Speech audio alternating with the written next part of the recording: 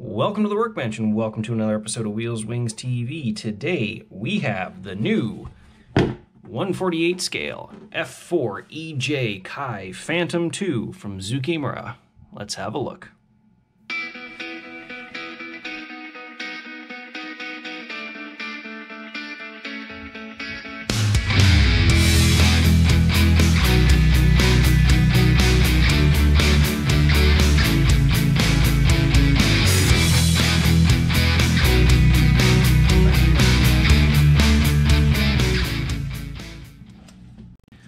First sprue, got our spine for the fuselage, we've got our pylons for the sidewinders, looks like some missile rails,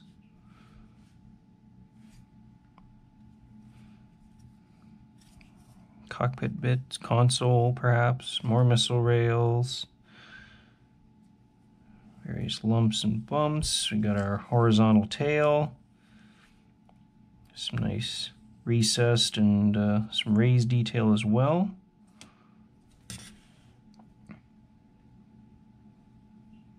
Rivets, very nice. Got our hubs for our main wheels, very nice. Molded separate, so that might make painting a little easier.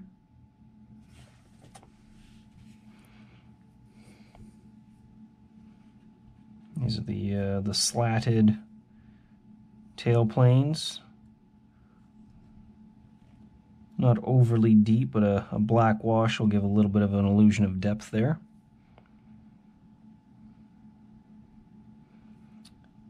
Not too bad.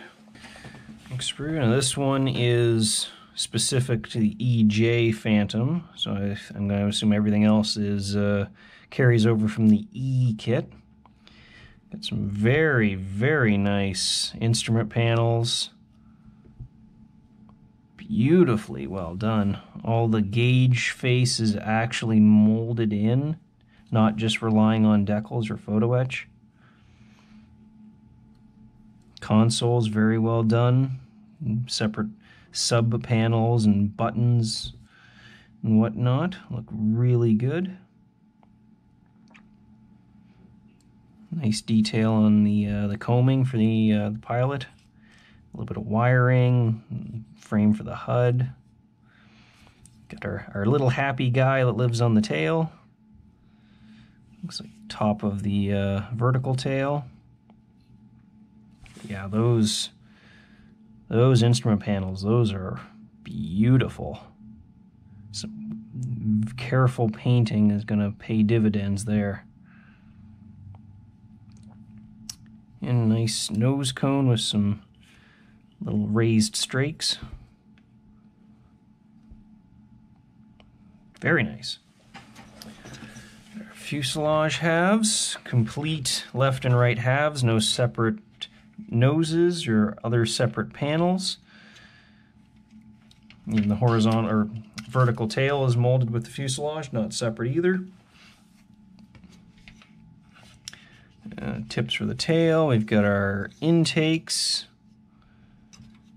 and various pieces that go around the engine nozzles. And it looks like the attachment points for our horizontal tail. So it looks like you're going to be fixing it in place.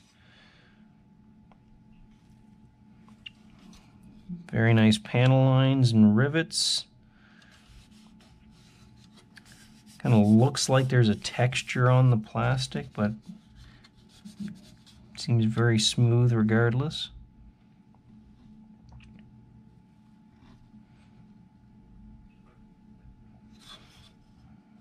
Panel lines are relatively sharp. Detail on the heat shields, rather nice. The kind of the big rivet type fasteners here kind of are still engraved as opposed to like a raised detail. So you have to be careful taking care of any seam there that you don't obliterate any of that detail. Looks quite nice. Looks like a little bit of probably wheel well detail molded into the fuselage halves. And lower part of the nose, I guess.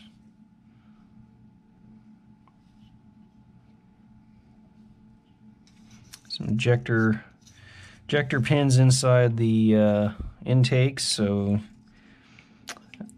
it's going to be hard to really see those, but you'd want to hit those a little bit of putty and sand those before you put everything together.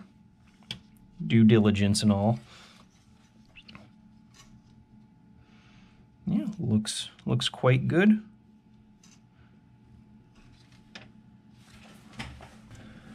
And we have our lower fuselage and lower wing. Looks like alternate tail plane. No, sorry. Maybe our outer wings. Same shape. Give me a break. Separate leading edge slats. Molded hollow there, so that's nice. Separate outer wing, or separate upper wing sections. The noticeable bulge for the bigger wheels on the Air Force variants of the Phantom. Doesn't look like you can have the wings folded. Started off as a Navy aircraft, so I believe even the Air Force Phantoms could still fold the wings. But some nice grill detail, nice amount of detail down in the wells for the Sparrow missiles. So if you don't install the missiles, you don't just have a big blank spot. A few little sprue points to pop out there. Looks like you can have your speed brakes deployed. And the cooling doors for the engine bay open as well. Very nice detail on the center line hardpoint for the fuel tank. So if you don't install that, you've got some nice detail. That's good to see.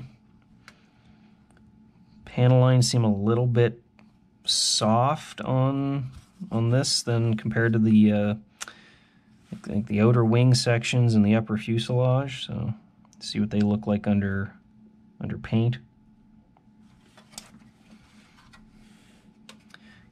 Wheel well detail molded into the underside of the upper wings.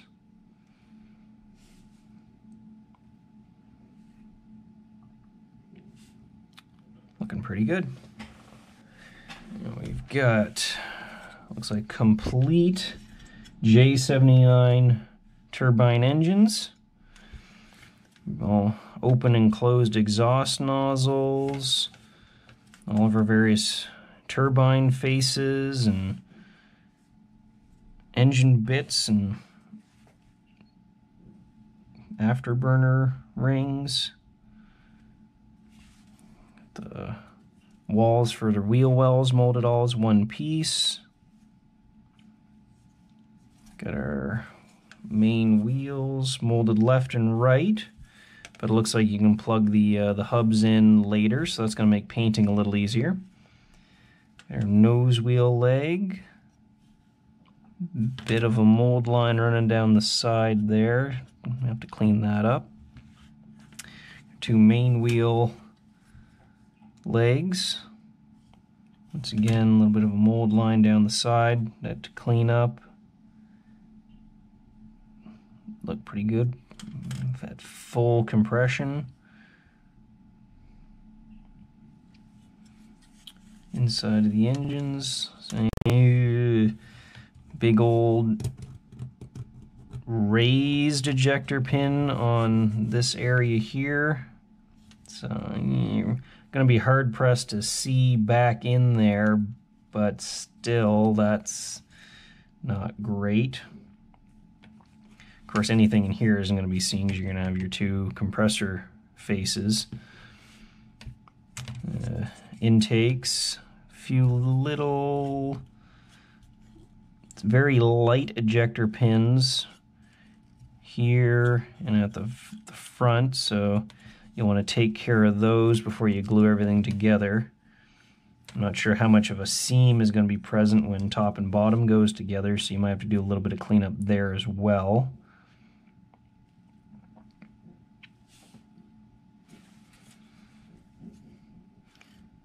very nicely detailed engine exhausts.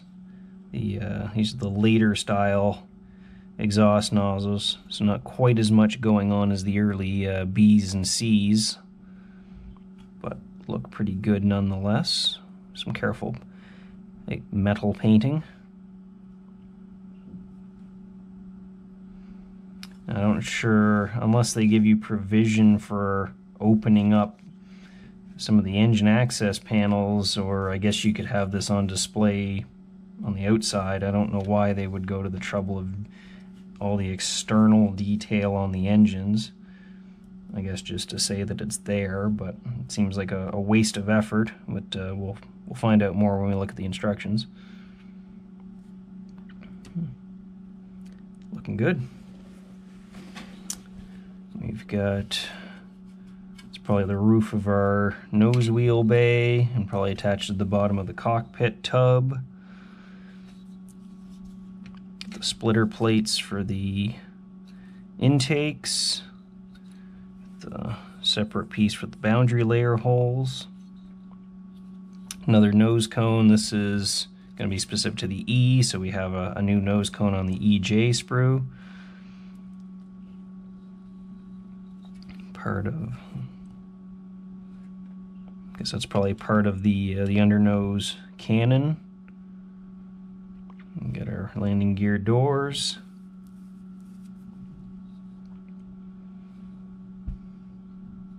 Actuators and arms. Pitot tube molded in plastic. That's just asking to be broken. You'd probably want to replace that with a turned metal piece. Got the muzzle to our 20mm Vulcan cannon. Little intakes for the scoops down the nose. Nice detail on the inside of the speed brakes. Raised rivets as appropriate. Feel their little panels, little bits and bobs. Nice detail on the inside of the landing gear doors. Once again, raised rivets and various levels of the panels. Look really good. Big ejector pins on the back side of these parts, but not important.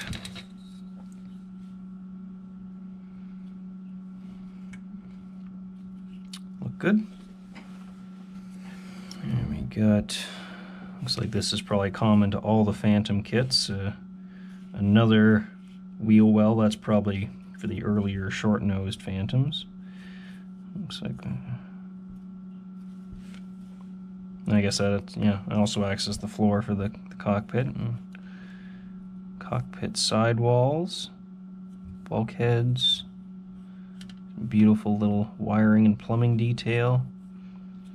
Ejection seat molded, broken down into left and right halves and separate cushions and center sections. Very nice fine detail on those. Probably don't need to even consider resin replacements for those. Got the face shield ejection poles here. You're gonna have to be very careful getting those off the sprues. You don't break those. So you'd probably want to use a razor saw and cut those out very carefully. Oh. And looks like they've included various pieces of slime lights or formation lights just stuck onto the side of the sprue here, so make sure you don't miss those and don't throw them out. Kind of strange they don't really even have a number anywhere near them to bring notification to them, so that's, I mean, that's clever use of space, but I can see a lot of people, you know, get all the parts cut off, toss the sprue out, and like, oh, wait, where'd my slime lights go? But other than that, that's some very nice little fine details from Zoukei Mura here. Very nice crisp moldings on these parts. Just gotta be careful with the more delicate ones. We have a duplicate sprue, so you get ×2. We've got a boarding ladder. We got our sidewinders, and looks, I'm gonna assume those are sparrows. Looks like you get the I guess you could say later or current style of Sidewinder, or I guess not the X, but the one immediately preceding it. And then we get different tips for earlier variations of the Sidewinder. It's interesting. Hopefully, looks like it's quite a couple little prongs here and slots in. That's an interesting way of doing it. I like that better than the way Tamiya did their Sidewinders in their Phantom. Boarding ladder looks really nice. You want to be very careful getting that off the sprue, of course. And of course all the various fins for the missiles. And be careful, make sure you get them all lined up on, especially on those Sparrows, because you don't have the molded in ones to line up against. And make sure you get your mold lines taken care of. It looks good though. Another duplicate sprue, so we got our outer wing tanks, another variation of Sidewinder, and another variation of Sparrows, so you get lots of missiles, and you definitely get some for the spares bin.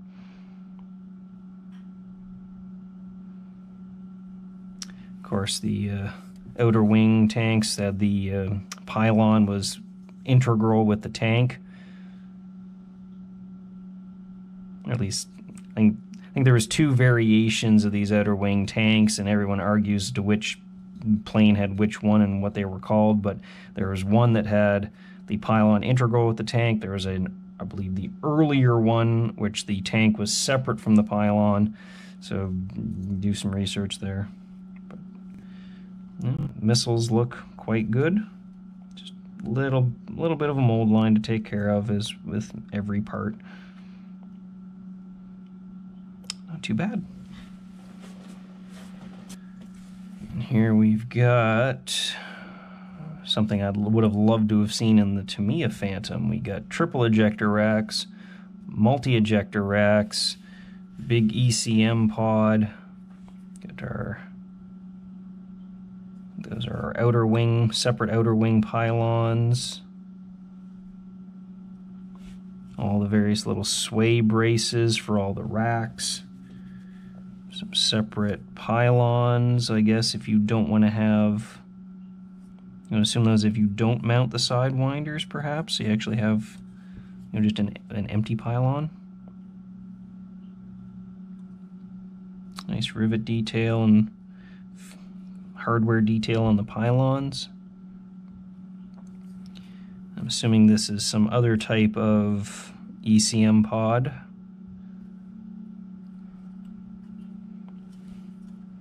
Yeah, it looks really nice. Yeah, as usual, mold lines to clean up, but can't get away from them sometimes. We got our centerline fuel tank with another little happy guy. Two different types of centerline fuel tanks. I assume like an early one and a later style one, or maybe Navy and Air Force. I guess it would be Navy, not an F-4EJ. So yeah, early and later type, I guess. Got our tail hook. Got our nose wheel leg at full extension, by the looks of it. So you want to carefully get rid of those mold lines and put a nice, shiny, polished finish on the oleo strut. And I think that's part of our nose wheel door. The oleo scissors. Nice raised ribbing on the, I guess the later style drop tank, so you want to be very careful when you sand down those seams, if you have any seams, that you don't completely obliterate those, because it's easy to rescribe detail, but it is not easy to put raised detail back in place.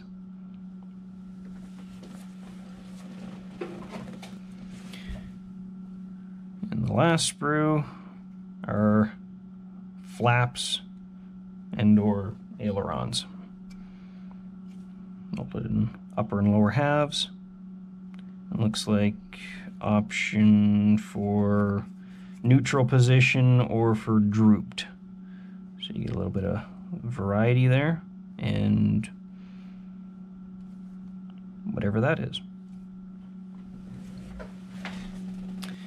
And last, we got our clear sprue with a one-piece closed canopy and four-piece open canopy. Nice and shiny, nice and clear. Little bit of scuffing probably from the packaging. No mold seam on any of the canopy parts, which is convenient. However, the accuracy-minded will know that these do not have the proper omega shape that the modern canopies have. So you can argue about that. But let's see. Grab some literature here.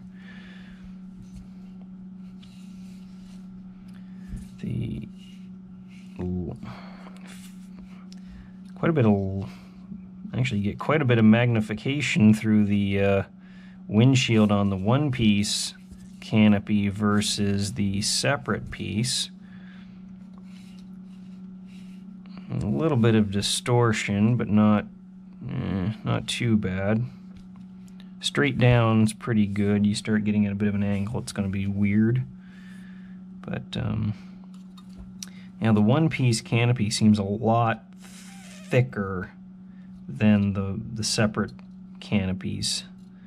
There's a little bit more distortion on the windshield there, so I'm not quite sure what's going on there. But then again, I suppose if you're going with a closed canopy, you're probably not spending that much time detailing the cockpit, so if you can't see all of it, no harm, no foul there. And kind of got more traditional with the clear parts just edged, no extension onto the fuselage like some other manufacturers, but as long as you're careful with your gluing, those should do just fine.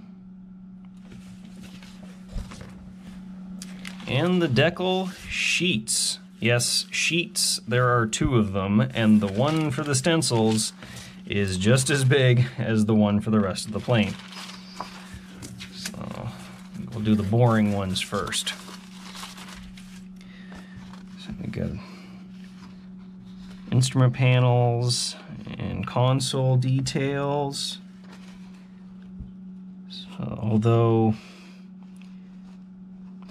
it would almost be a shame unless you get these to snuggle right down with some Solvaset or Microsol or something.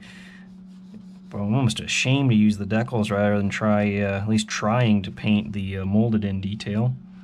And of course, consoles don't use decals for those, just paint them yourself. And they've conveniently grouped everything: rough side, right side, fuselage upper, left wing upper, right wing lower, fuselage lower, common, pylons. So you can kind of cut off one chunk of sheet at a time and work on it and not drive yourself crazy. So at least they've grouped them together so you're not hunting all over the sheet. Roundels look good, and where stenciling goes over the roundels, they've printed that as one piece, so you're not putting decals on top of other decals. And believe it or not, you've got English and Japanese writing on the stencils, and it is all perfectly legible at 48 scale. That is impressive.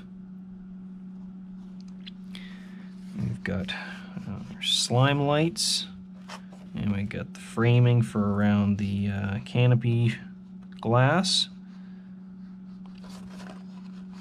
Some of these feel a little bit thicker than others. These yellow ones are definitely noticeably thicker, but all the stencils and roundels seem very, very thin.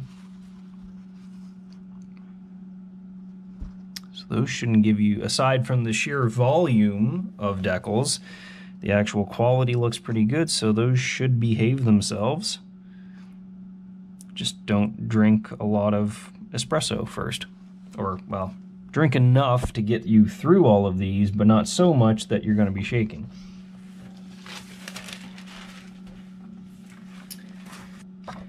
And the bright, colorful decals for the Phantom Forever scheme. Of course, 2020 marked the end of the Phantom in Japanese Air Self-Defense Force service. And they went out with a bang. Beautiful metallic blue decals here. The shark mouth and motifs. Big Phantom Forever logos. Yeah, intakes.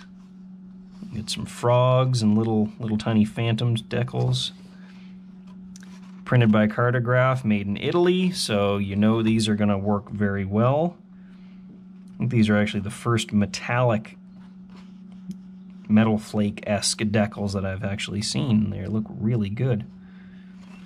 Maybe a little bit thick, just because you do have some very light blues and whites, so those do have to get printed a little bit thicker. But those shouldn't be too much trouble.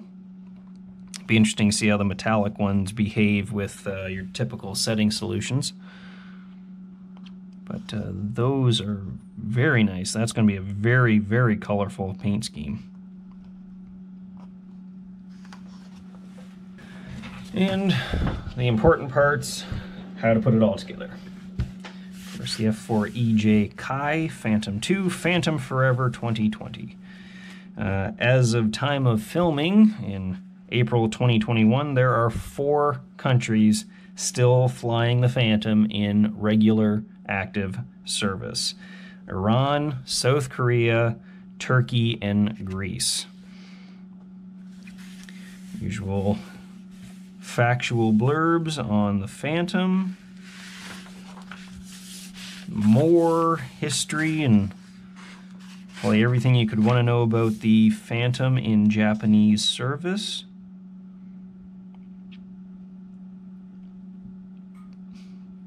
I believe the EJs were built in Japan. I don't think these came out of the McDonnell Douglas plant. Or at the very least, maybe final assembly was done in Japan. Talking about armament, talks about the engines, landing gear.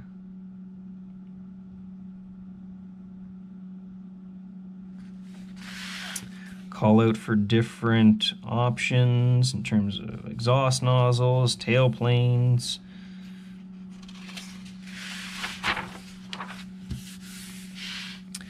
Our usual legend. Notes: don't chew on the parts, don't put it in your mouth, don't shove it in your face. Got our color callouts and referencing Vallejo colors, but where it counts, also giving us FS numbers for our main camouflage, so you can take those and transfer those into whatever your favorite paint is.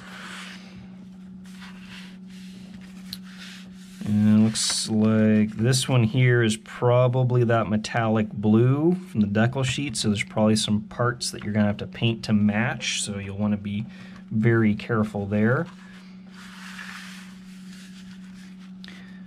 Oh boy.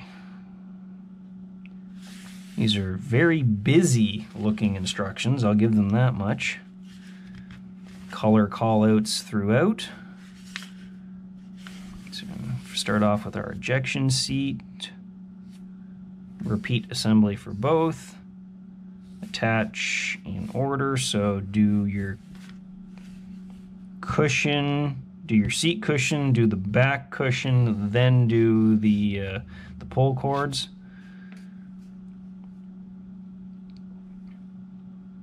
And they show you, different views. Where to apply glue. That's convenient. Rudder pedals, center console. Attach C-fit. So make sure you study these things and highlight important parts, because if you just go and start slapping parts down, you might find parts not fitting. So here, attach C15 first, then you can do R15. Might have been good for them to maybe call these out larger. So just pay attention and you shouldn't have any problems. Cockpit tub, and I guess cockpit tub and the nose wheel bay combined into one assembly here.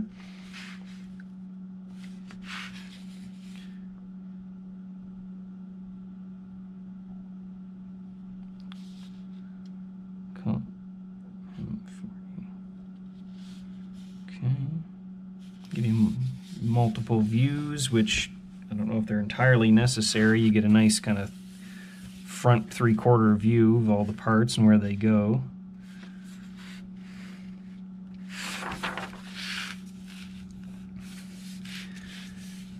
More cockpit bulkheads, the frames for the ejection seats. Note, cut off all your little sprue nubs. Attach in sequence 1, 2, 3, 4, etc. Paint callouts. I don't feel like these are completely necessary. Parts configuration after assembly. That seems, I mean, it's nice, but it just seems like it's taking up, like, this whole step could be spread out a little bit more if you didn't have this bit here. Got your instrument panels and consoles all going in. Control columns.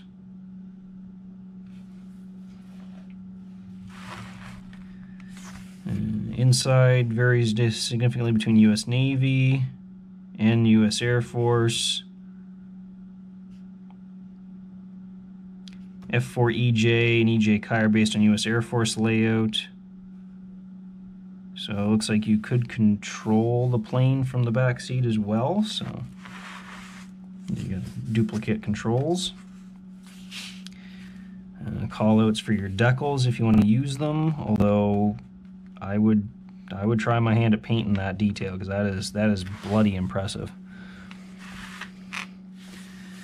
The upper frame for the cockpit, the rear instrument panel, calling out for more decals. And these instructions are very busy, so don't try building this if it's 2 a.m. and you haven't slept for a few days, because you're gonna screw something up.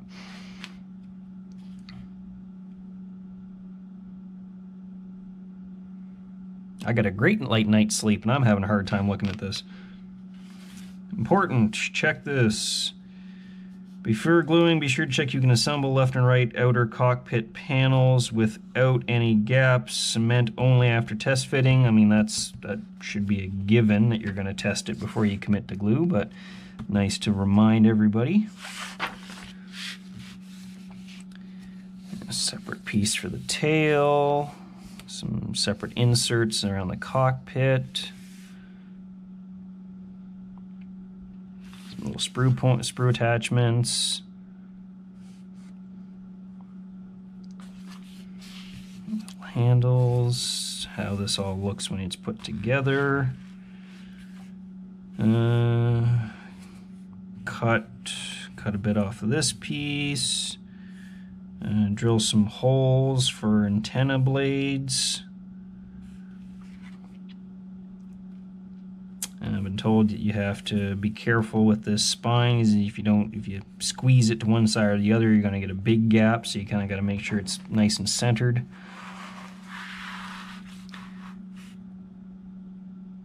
Got nose cone. The bulge for the gun and the muzzle. No callouts for any weight, so I'm assuming this thing should sit on its wheels without any additional ballast. Scoops, cover over the muzzle.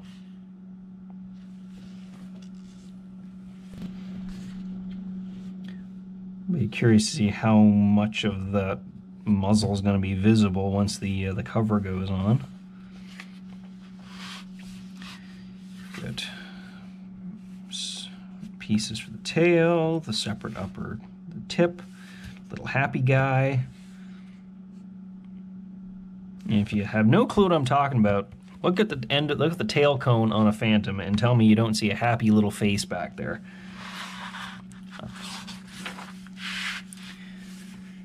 Let's see, we got our J79 jet engine, the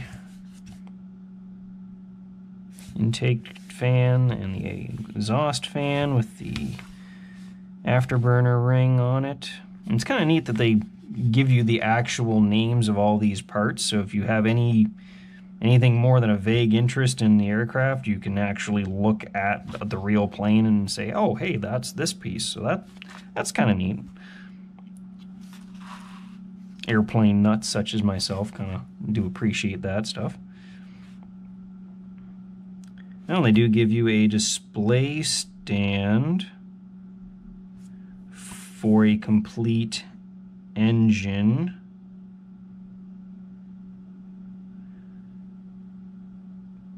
But so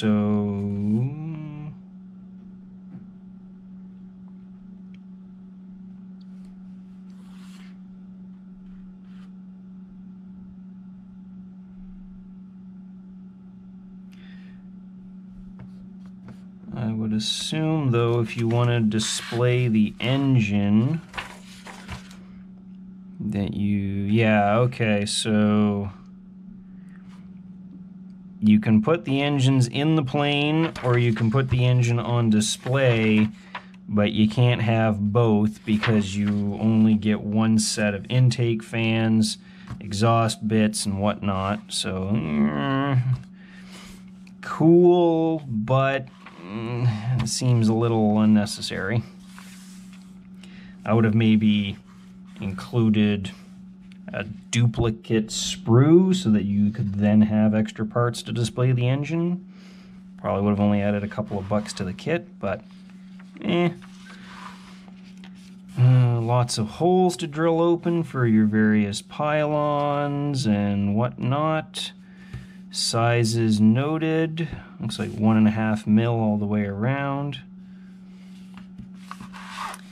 Intakes go together. Of course, we're going to sand down those ejector pins first.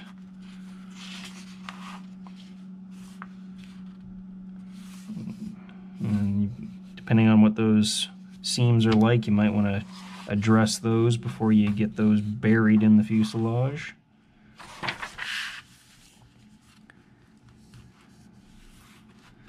Popping our engines in. Kind of looks like a pod racer going there, actually.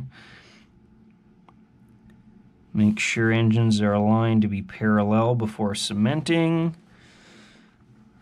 Although making sure the parts are keyed so that you don't have to double check their parallel might be a good idea too.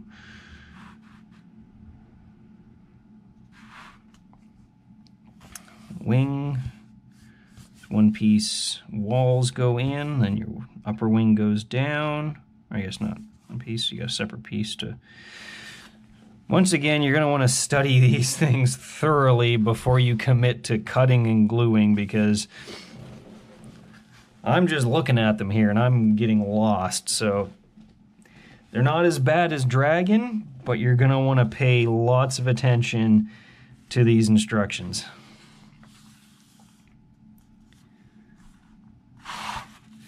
Left wing, wash and repeat.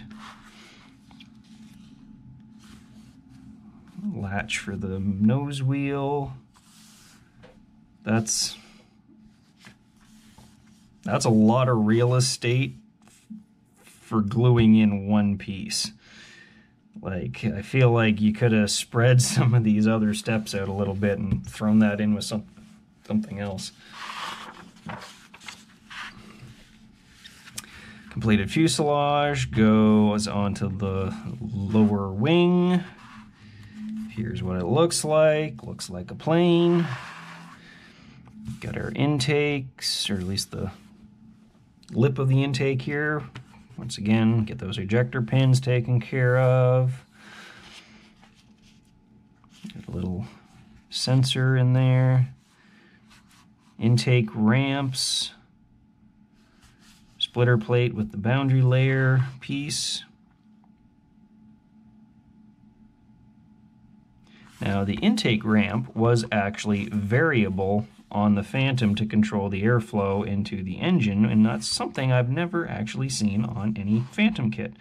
So whoever does the next Uber Phantom, maybe have a variable intake. And then this is another place I've been told you got to watch out for, make sure everything sits nice and flush putting these intakes in. Looks like you only got a couple of little tabs to keep everything aligned, so take some care there putting everything together so you get a good join to the intake and to the fuselage, so you don't have to putty and obliterate all that nice surface detail. Pieces around the engine nozzles. Oh my goodness. So you get the option of open or closed engine nozzles with respective parts.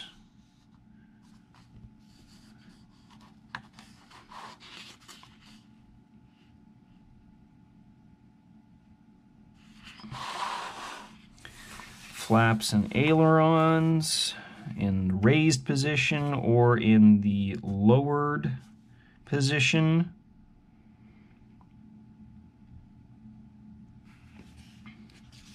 So definitely go through and highlight or circle or mark which one you're going to go with so you don't get completely discombobulated. Outer wings with the leading edge slats, and you've got two different leading edge slats, so I'm going to assume are they completely different slats, or are they... Oh my goodness. Okay, so if you want them, if you want the leading edge slats up, do this. If you want them drooped, do this. Have I said already, study these first? Resting hook goes in.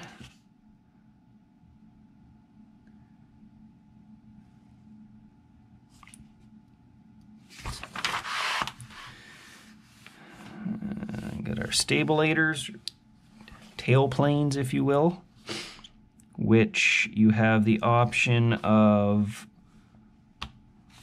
perfectly horizontal, pointing downwards or pointing upwards, so pick which one you like.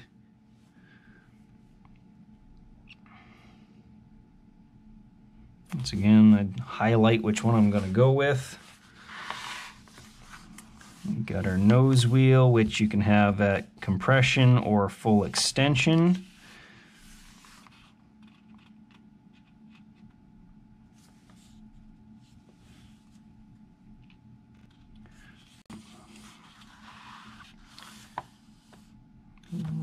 Nose wheel door, which is made of a few different pieces.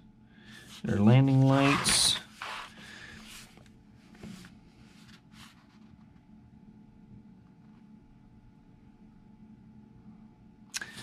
That's why it looks different, because this has got the fairing for the Vulcan gun continues onto the main wheel, or the nose wheel bay doors. It's not just like a flat piece like on the earlier Phantoms. Keep in mind which way is forward. And you got our main wheels and legs.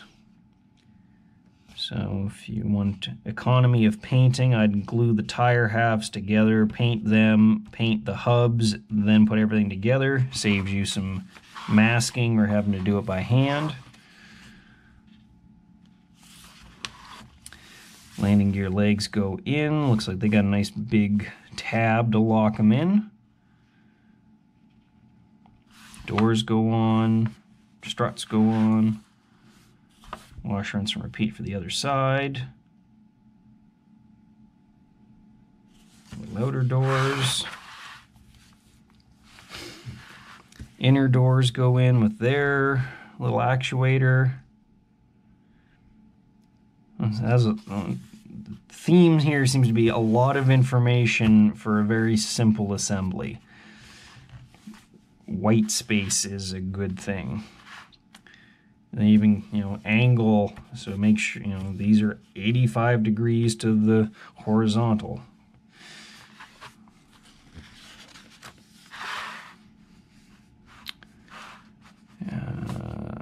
Various little probes and sensors, speed brakes, engine cooling doors,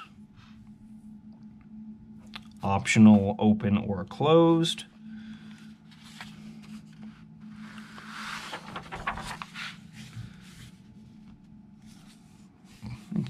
Cockpit combing with the HUD glass going in, ejection seats finally going in, closed and open canopy options.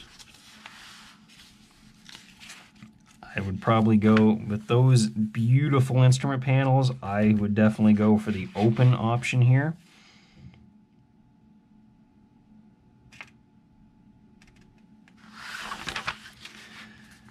Centerline drop tank.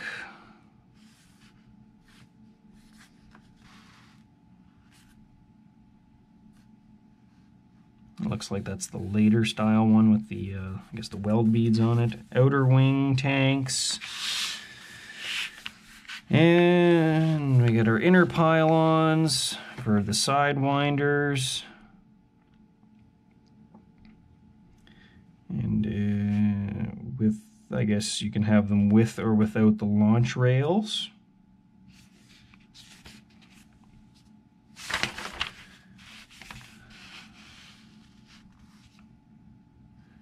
Boarding ladder.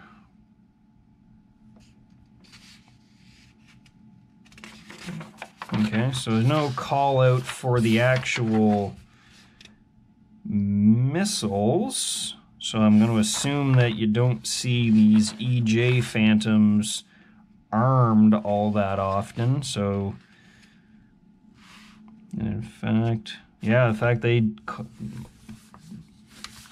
call out for all the missiles not to be used. So I guess, peacetime, for lack of a better word, I guess these aren't armed. So I guess being an air show aircraft, I suppose with that paint scheme, they wouldn't be armed per se.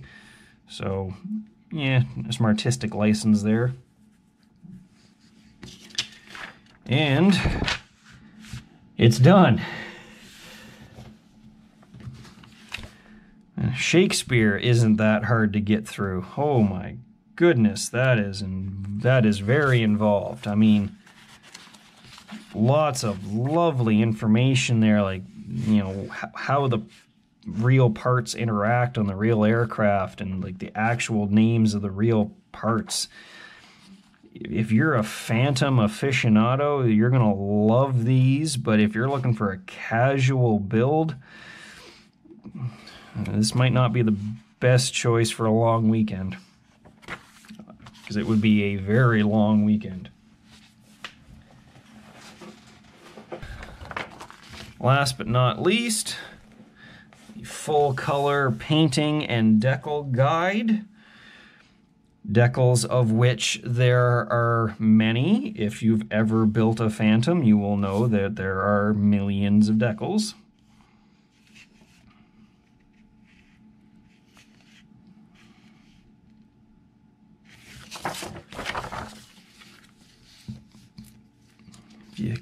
If you can't say anything nice about it, you can at very least say this is a gorgeous paint scheme.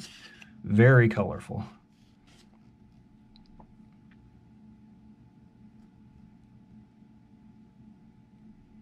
Phantom Forever 2020, Hayakuri Air Base, 301 Squadron.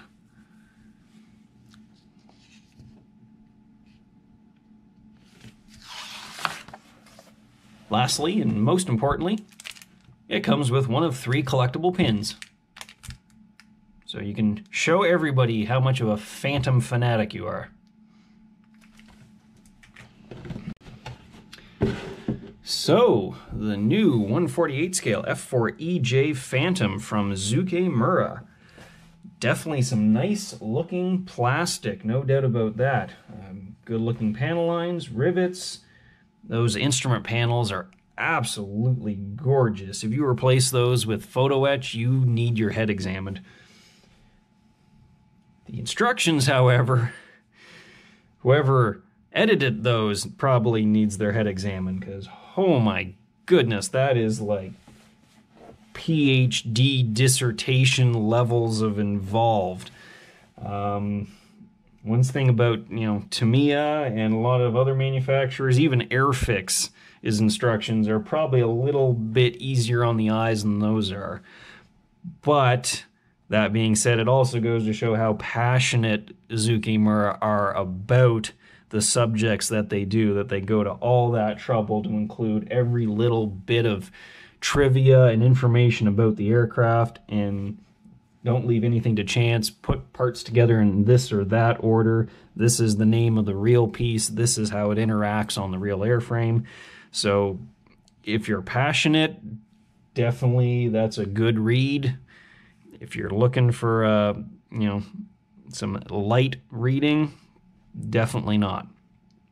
So I'd say go through the instructions first, highlight all of the most important information in terms of which options you're going with, and thoroughly familiarize yourself with those before you start cutting parts off, or you are going to be lost.